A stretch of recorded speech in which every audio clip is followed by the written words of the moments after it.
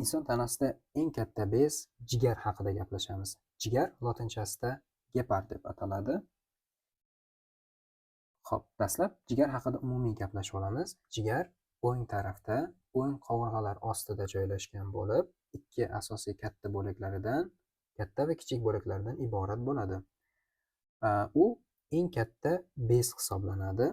Asosiy vazifalaridan biri organizmda tozalash, detoksifikatsiya vazifasini bajaradi. Bu qanaqa amalga oshadi?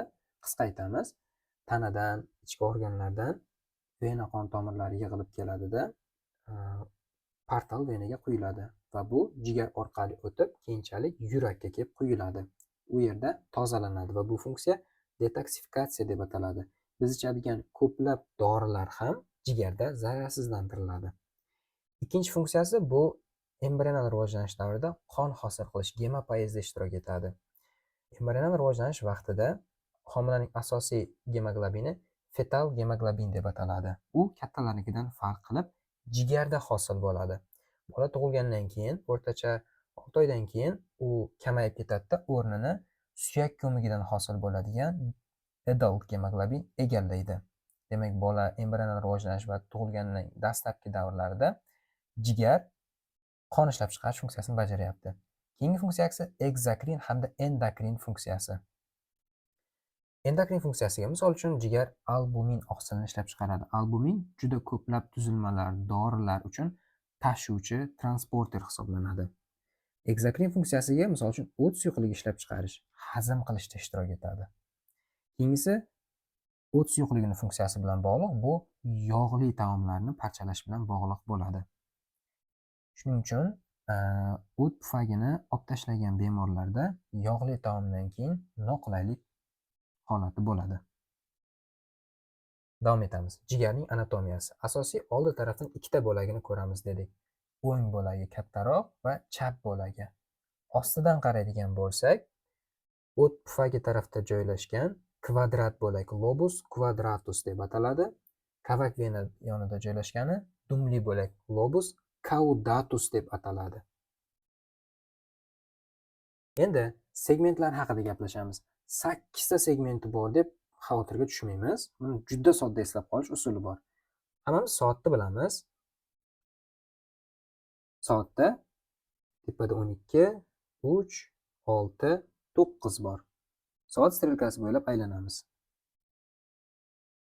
Aylanganimizda jigarda ham bo'laklari, ya'ni segmentlari xuddi shunday aylanadi. Qanaqa? 1, 2, 3, 4, 5, 6, 7, 8. 8 ta segmenti qisqa mnemonik uslubda eslab qolamiz. Bo'ldi. Va bu yerda ham ko'rishimiz mumkin. Birinchi bo'lagi 2, 3, 4, 5, 6, 7, 8. Sanoq sistemasi kichik bo'lagidan, ya'ni chap bo'lagidan boshlanyapti. Endi yuzalari haqida gaplashamiz. Birinchisi diafragmaga qarab turgan yuzasi. Jigar diafragmaning ostida joylashgan edi. Diafragma nima edi? Ko'krak qafasi bilan qorin bo'shlig'ini ajratib turuvchi tuzilma edi. Nafas olishda asosiy ishtirok etar edi. Endi jigarning oldingi va yuqorgi qismi diafragmaga qarab turibdi. Shuning uchun bu yuza fassis diafragmatika deb ataladi va bu yerda erkin soha area nuda joylashgan bo'ladi. Boshqa uchga qilamiz. Area nuda joylashgan.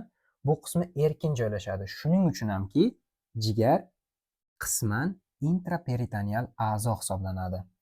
Buni eslab qolamiz, to'liq emas. Keyingi qismi boshqa organlarga qarab turgan qismi hisoblanadi va bu fascies visceralis deb ataladi. Buni keyinroq chuqurroq gaplashamiz. Hamda jigarning pastki qirrasi margo inferior joylashgan sohasi bor. Endi boylamlar haqida gaplashamiz. Bu ayniqsa xirurg bo'laman deganlar uchun juda muhim ma'lumotlar bo'ladi hozir. Xo'p, birinchisi jigarning o'roqsimon boylami.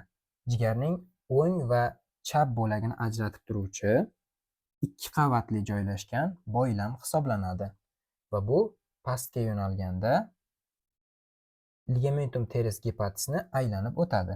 Ikki qatlamni hosil qilyapti, ikki qavatni.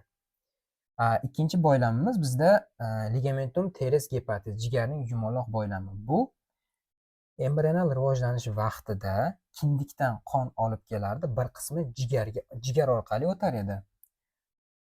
Bola tug'ilgandan keyin kindigi kesildimi, venadan qon yurmayapti. Endi bu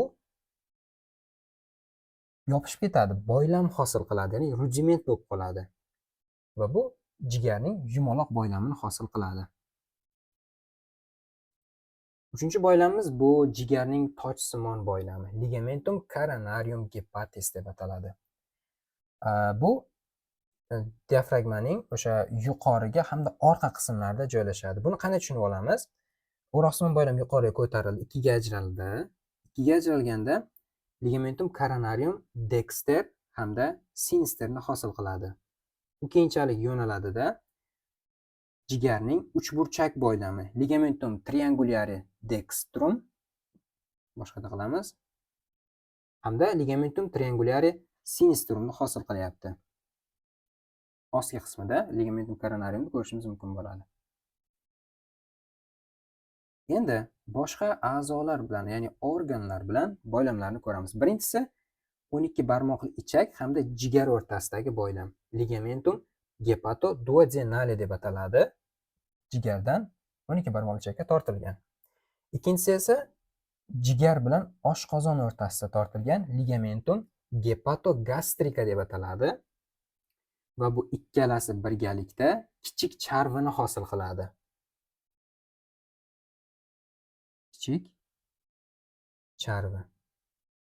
Qorin bo'shlig'ida buni yana chuqurroq gaplashamiz. Shuni bilib ketamiz hozircha. Endi yana boylamlar bor ekan. Keyingi boylamimiz jigar bilan buyrak o'rtasida hosil bo'lgan boylam, ligamentum hepatorenale deb ataladi. Ko'rishimiz mumkin, ko'ndalang kesimida buyrak, jigar, uni o'rtasida tortilgan boylam. Ya'ni organlarning lotincha nomi bilan nomlanadi. Juda oson eslab qolamiz. Jigar gepar, buyrak renal. Qo'shilmasi ligamentum hepatorenale. Keyingi boylamimiz jigar bilan qizilo'ngach o'rtasida hosil bo'ladi. Qizilo'ngach bu jigar. Uni o'rtasida boylam tortilgan. Organlarning lotincha nomi bilan ligamentum hepatoesophagealis deb ataladi. Xo'p, shu boylamlarni yaxshilab tushunib, videoni qayta ko'rib, yodlab olamiz. Bu juda kerakli ma'lumotlar. Endi sintapiyasi haqida gaplashamiz. Boya pastki yuzasi, visceral yuzasi haqida gaplashganimizda boshqa organlar bilan bir-biriga botib kiradi, ya'ni jigarga botib kiradi boshqa organlar. Bu qanaqa bo'ladi? Dastlab buni etiologiyasini gaplashaylik. Embrional rivojlanish davrida jigar juda katta joylashgan bo'ladi. Uni funksiyasi bor, ya'ni qon ishlab chiqaryapti. Boshqa organlarga nisbatan birinchi rivojlanadida katta yuzani hosil qiladi. Endi keyinchalik boshqa a'zolar ham sekin-sekin rivojlanadi. Oshqozon, 12 barmoqli ichak, buyrak usti bezlari sekin rivojlanyapti. Endi uchun joy kerak. Qayerga? Tepaga qarab qaraydi va jigarga qarab bosim beradi va ularning yuzasida o'zini izini qoldiradi. Xuddi shu izlarni hozir gaplashamiz. Xo'p, jigarni dastlab izlarini orientatsiya qilib olishimiz uchun ajratib olamiz. Kichik bo'lagi, katta bo'lagi, ya'ni o'ng taraf. Bu chap, bu o'ng. Endi tushunib olgan bo'lsak, o'chiramiz. Xo'p, chap tarafidan oshqozon o'zining izini qoldiradi. Bu birinchisi izi. Bu impressio gastrika deb ataladi. Keyingisi esa duodenium. Oshqozonning davomi duodenium edi va bu impressio duodenalis deb ataladi. Bundan tashqari buyrak hamda buyrak usti bezi o'zining izini qoldiradi jigarda. Va bu lotinchasida impressio renalis hamda suprarenalis, impressio suprarenalis deb ataladi. Va to'rtinchi organimiz bu chambar ichak. U ham jigarda o'zini izini qoldiradi. Ertaga qo'linglarga jigarni beradigan bo'lsa, uni pastki qismida yaqqol ko'rinadi organlarning izlari. Hozir yaxshilab tushuna oladigan bo'lsanglar, ertaga bemalol ajratasizlar. Xo'p, pastki qismdagi organlar bilan izini ko'rdik. Endi yuqorisida ham ikkita izi bo'ladi. Birinchisi qizilo'ngach o'zining izini qoldiradi, orqa tarafdan o'tyapti. va bu impressio esophagealis deb ataladi. Qizilrangach pastga tushyapti. Hamda yurak ham joylashgan bo'ladi. Yurak ham jigarning chap bo'lagida o'zining izini qoldiradi va bu impressio cardiaca deb ataladi.